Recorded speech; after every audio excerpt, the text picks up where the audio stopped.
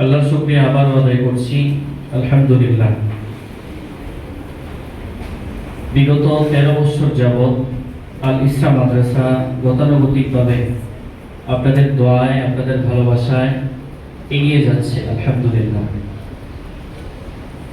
এই পর্যন্ত আল ইসরার অনেক রেজাল্ট, অনেক অর্জন, সবকিছুই আল্লাহ যদি হুকুম না থাকতো তাহলে কোনো কিছুই সম্ভব হতো না।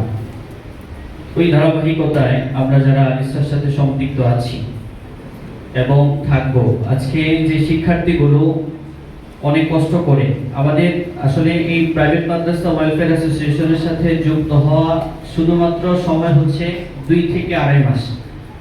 একেবারেই পরীক্ষার আগ থেকে নিয়ে পরীক্ষা পর্যন্ত সময় ছিল আমাদের হাতে একেবারে সম্পূর্ণ 2 থেকে 2.5 মাস। তার মধ্যে 2 মাসের মতো আমরা ক্লাস সম্পাদন করতে পেরেছি। এর পূর্বে আমাদের সিলেবাস ছিল বেফাক বোর্ড, কওমি মাদ্রাসা শিক্ষা বোর্ড যেটাকে বলে, বেফাক বোর্ডের কিতাব আমাদের প্রত্যেকটা শ্রেণীতেই ছিল।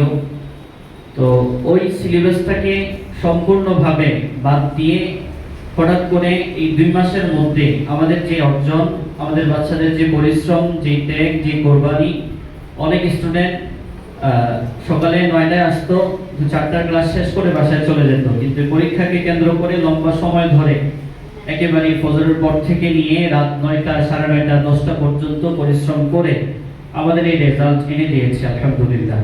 তার জন্য এখানে যারা অভিভাবক উপস্থিত আছেন, আশা করছি আপনারাও খুশি, আমরা যারা উস্তাদরা আছি আমরাও আলহামদুলিল্লাহ খুশি, শিক্ষার্থীরা যারা মেধা বৃত্তি অর্জন করে আজকের এখানে বসতে পেরেছে, উপস্থিত হতে পেরেছে, তারাও আলহামদুলিল্লাহ খুশি। তো ওই বৃত্তি আমাদেরকে কি শিক্ষা দিচ্ছে?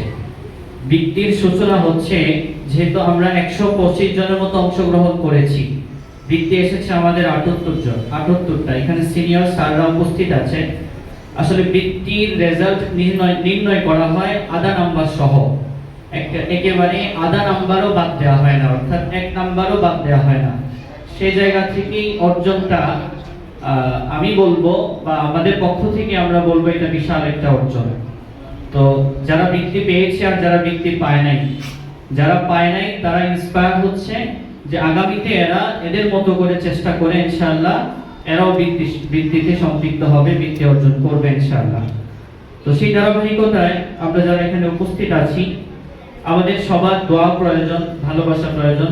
বাংলাদেশের চতুর্দিকের মাদ্রাসাগুলোকে নিয়ে যেই ধরনের কুচক্র একটা মহল কাজ করতেছে, সেই ভয়ানক পরিস্থিতি থেকে আল্লাহ যেন আমাদেরকে রক্ষা করে, আমাদের বাচ্চাদেরকে রক্ষা করে, আমাদের অভিভাবকদেরকে রক্ষা করে, আমরা সেই দোয়া করব। এবং সাথে সাথে সারা দেশ জুড়ে যত ইসলামিক প্রতিষ্ঠান আছে, কোরআনের বাগান আছে, এবং যত শিক্ষা প্রতিষ্ঠান আছে, সকল শিক্ষা প্রতিষ্ঠানের সকল শিক্ষার্থী এবং টিচার সকলকেই যেন আল্লাহ তাআলা সকল ধরনের ফিতনা থেকে বাঁচিয়ে রাখে।